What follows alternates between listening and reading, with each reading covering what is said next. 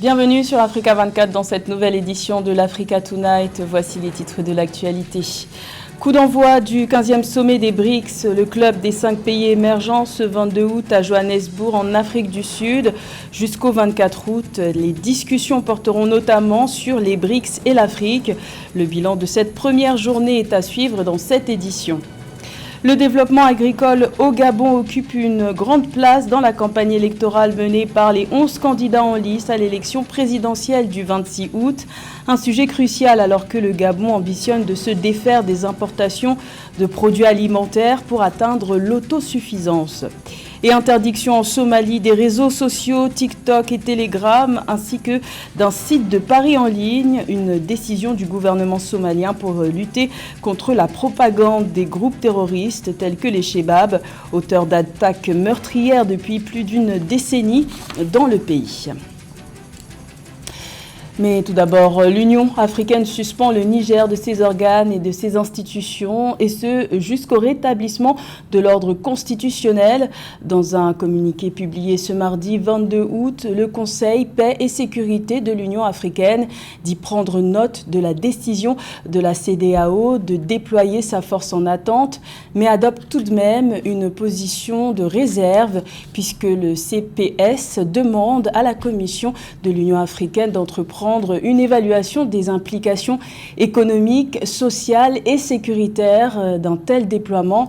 Rappelons que suite au coup d'État du 26 juillet, la communauté économique des États de l'Afrique de l'Ouest a annoncé une possible intervention militaire au Niger pour réinstaller le président Mohamed Bazoum à ses fonctions. Si la voie diplomatique reste privilégiée, une date d'intervention a été fixée en cas de refus d'obtempérer des militaires.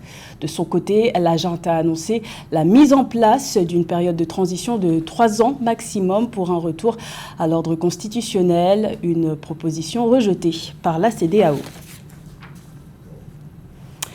Coup d'envoi du 15e sommet des BRICS qui a été donné ce mardi 22 août en Afrique du Sud.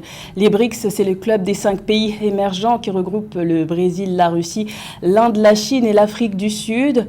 Une cinquantaine de pays participent à cette rencontre dont les discussions porteront notamment sur les BRICS et l'Afrique jusqu'au jeudi 24 août. L'élargissement de ce bloc à d'autres pays membres est au menu de ce rendez-vous. Une vingtaine de pays ont formellement présenté leur candidature, dont au moins 5 pays africains. Tous y voient l'opportunité d'un nouvel ordre économique mondial plus équilibré et plus inclusif. À l'occasion de l'ouverture de ce sommet, le président Cyril Ramaphosa a rappelé que le but principal des BRICS est le développement multilatéral. Écoutons-le.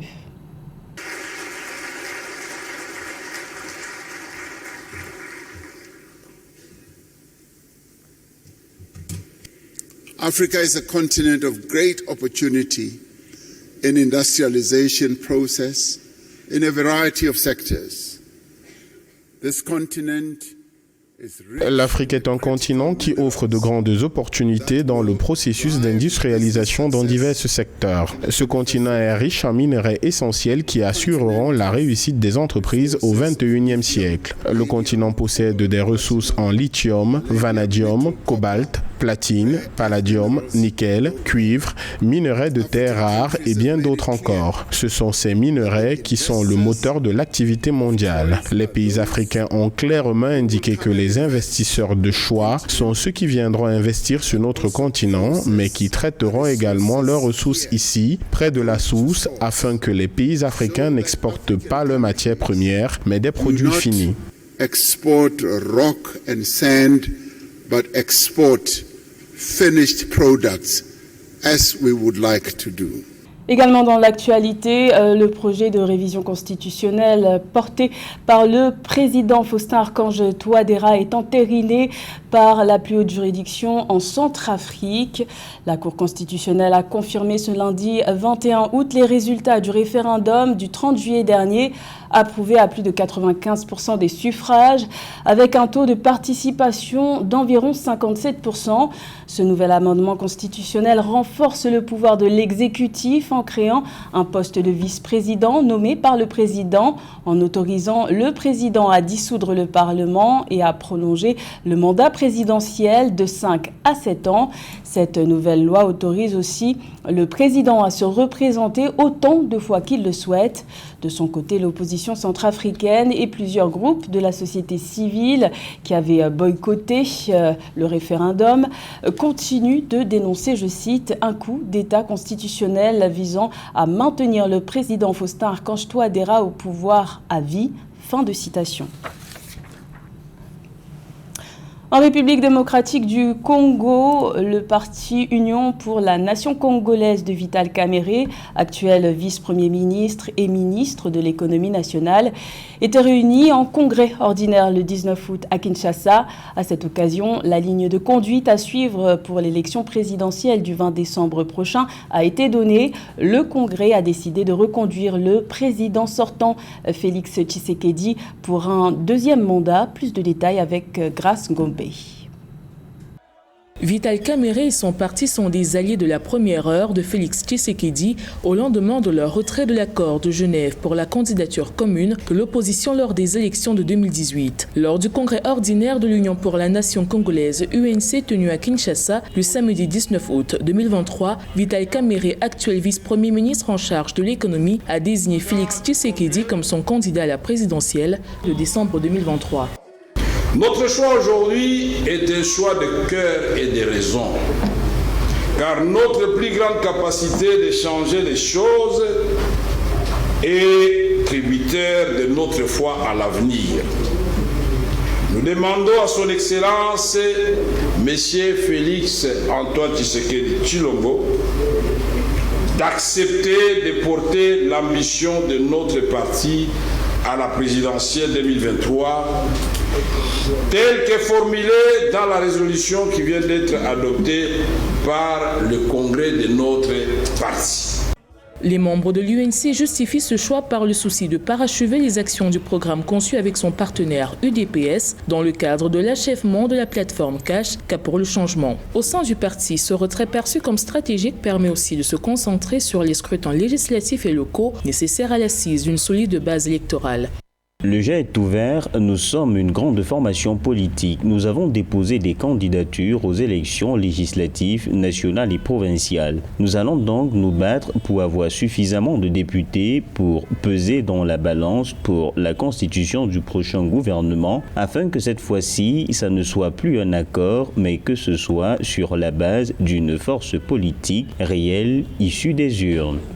Ce troisième congrès de l'UNC a par ailleurs renouvelé le mandat de Vital Kamerhe au poste de président national du parti. Il a aussi amendé certaines dispositions du parti afin de les conformer aux réalités politiques actuelles dans lesquelles se retrouve le parti. Au Gabon, le développement agricole fait partie des défis majeurs à relever pour les candidats à l'élection présidentielle du 26 août. Et pour cause, la facture des importations alimentaires est salée. Au premier trimestre 2022, les importations de produits alimentaires se sont élevées à près de 100 milliards de francs CFA. Une tendance que le Gabon ambitionne d'inverser en augmentant les espaces de production agricole de 100 000 hectares d'ici 2025. Un sujet de Philomène Tine. La politique gouvernementale du Gabon dans le domaine de l'agriculture vise à atteindre l'autosuffisance alimentaire. Pour atteindre cet objectif, le gouvernement gabonais a mis en place différentes mesures et initiatives telles que l'augmentation de 100 000 hectares de sa surface agricole d'ici à 2025, avec des engagements de financement et de partenariat qui s'élèvent à 711 millions de dollars. La politique agricole d'Ali Bongo depuis 2009 se caractérise par des grandes théories, par des grands projets qui ont englouti beaucoup d'argent à l'image du projet Graines. Nous étions très enthousiasmés quand nous avons vu le programme Graines sur les papiers, mais malheureusement dans l'exécution, ils ne se sont pas appuyés sur l'existant. Ils ont lancé des grands travaux. Ils ont créé des coopératives. Au lieu de créer des zones agricoles, ils ont tout simplement créé des zones où se concentraient des personnes parfois qui n'avaient aucun intérêt à travailler ensemble. Et d'où l'échec du projet Graines. Assurer la sécurité alimentaire du Gabonais et réduire la dépendance du pays aux importations alimentaires semble être une des priorités de la plupart des candidats à l'élection présidentielle gabonaise du 26 août 2023. Ces derniers promettent de mettre en place des politiques agricoles permettant notamment aux agriculteurs de disposer d'espaces suffisants de culture, l'accès au financement, entre autres. Dans un pays qui n'a jamais atteint l'autosuffisance alimentaire comme le Gabon, où on dépend essentiellement de l'extérieur, je pense qu'il faut s'appuyer sur l'existant. Et c'est quoi l'existant? L'existant, ce sont des petits agriculteurs qui sont disséminés à travers le Gabon. Il faut tout simplement renforcer ce qu'ils font. Ça, c'est de un. De deux, il faut développer le réseau routier. Or, aujourd'hui, le réseau routier est l'un des plus pauvres en Afrique. On ne peut pas développer de l'agriculture dans un pays où, même quand on a produit, on a du mal à évacuer les produits dans les zones urbaines. Avec une réserve importante de terres arables estimée à 5,2 millions d'hectares et un climat propice à l'activité agricole, le Gabon présente d'importants atouts naturels pour le développement de la production agricole.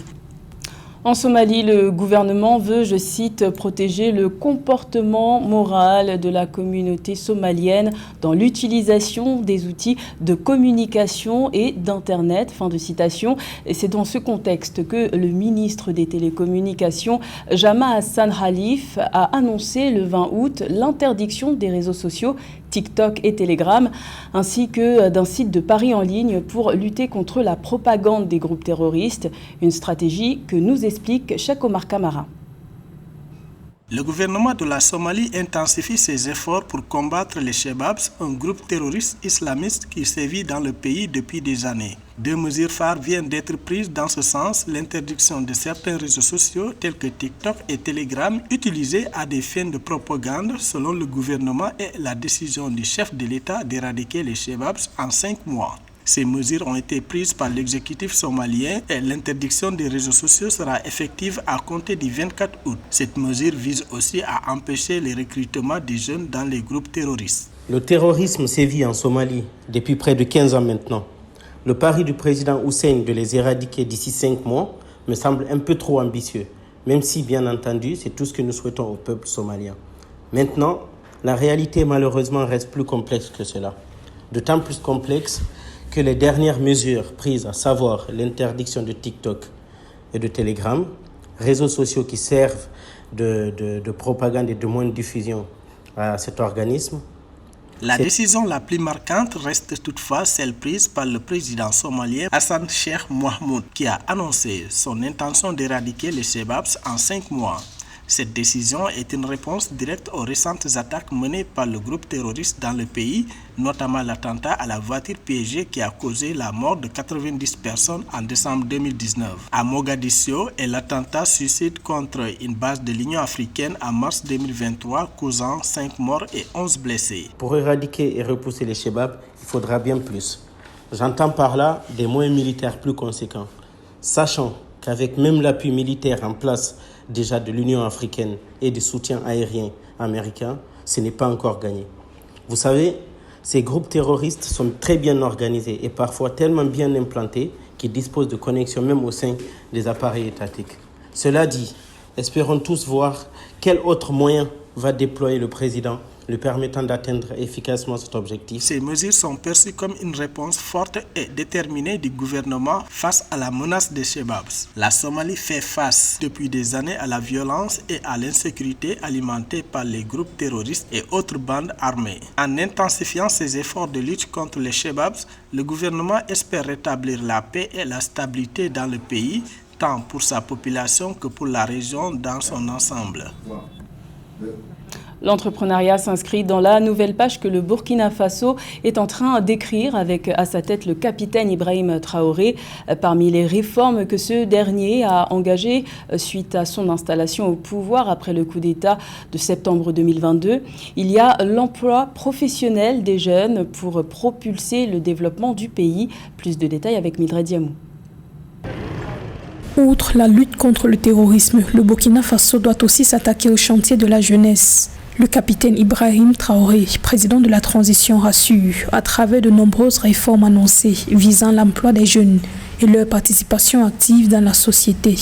tout en mettant un accent particulier sur l'agriculture, les services et l'insertion professionnelle et en encourageant l'entrepreneuriat. Le capitaine Ibrahim Traoré promet d'apporter progressivement des solutions pour garantir l'autonomisation des jeunes burkinabés. Il y a assez de réformes donc en faveur de la jeunesse qui sont en cours. Aujourd'hui, l'instruction a été donnée pour qu'on puisse créer un fonds unique qui puisse soutenir la jeunesse dans l'entrepreneuriat. Il y aura un minimum pour vous accompagner et vous aider. Nous avons tout fait pour élaguer tout ce qui est fiscalité au niveau donc des jeunes entreprises qui devront se créer. Le 12 août 2023, à l'occasion de la Journée internationale de la jeunesse, le capitaine Ibrahim Traoré avait annoncé une représentation de jeunes de chacune des 13 régions du pays à la présidence, afin de défendre les intérêts des jeunes dans l'établissement des priorités nationales. L'urgence aujourd'hui pour le Burkina Faso est de chercher à réorienter la jeunesse vers l'emploi professionnel, selon le président de la transition. Nous cherchons aujourd'hui à réorienter une bonne partie de la jeunesse vers l'emploi professionnel. Ce qui va sans dire que nous devrons construire beaucoup de centres de promotion donc, de l'enseignement professionnel et pouvoir apprendre beaucoup de métiers aux jeunes parce qu'ici nous regorgeons de beaucoup de ressources. Au Burkina Faso, les moins de 35 ans représentent environ 80% de la population. Avec cette démographie majoritairement jeune, le pays mise sur l'autosuffisance et l'autonomisation des jeunes à travers l'accélération de l'employabilité jeune.